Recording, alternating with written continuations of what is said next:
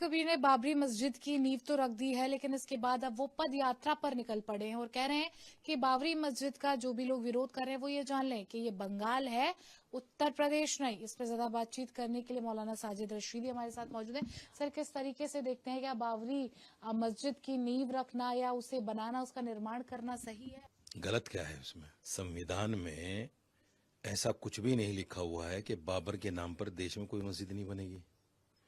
और ये तो सुप्रीम कोर्ट ने खारिज कर दिया था जिस वक्त बाबरी मस्जिद का फैसला देते हुए ये कहा कि हमें ऐसा कोई सबूत नहीं मिला जिससे ये पता चले कि मंदिर तोड़ के मस्जिद बनी है।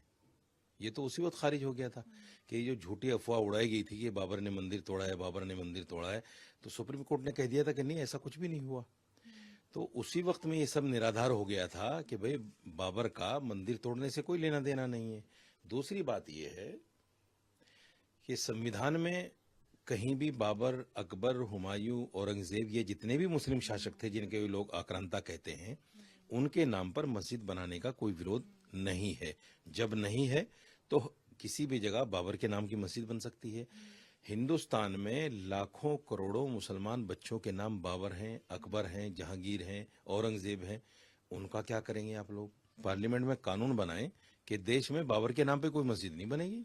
बना दे कानून, तो फिर मुसलमान भी उस पर सोचेगा।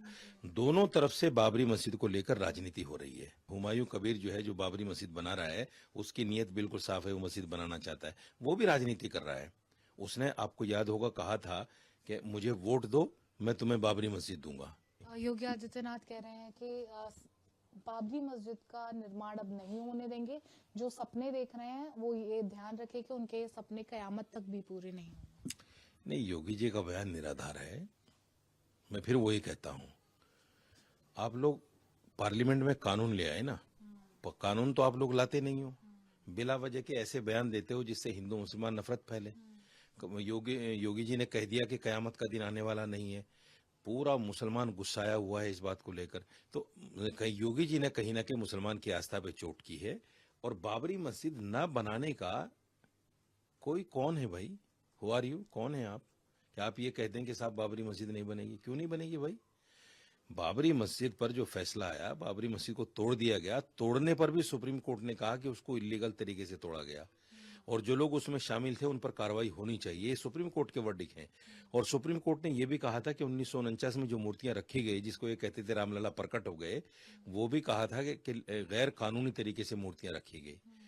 चौथी और अंतिम बात मैं ये कहना चाहता हूं, जब ये लोग बाबरी के नाम पर इतना वो कुछ करना चाहते हैं बाबर के नाम पर, तो जहां मस्जिद तोड़ी थी 1992 में, जहां रामलला प्रकट हुए थे, तीसरे गुंबद में, बीच के गुंबद में, वहां मंदिर क्यों नहीं बनाया भाई?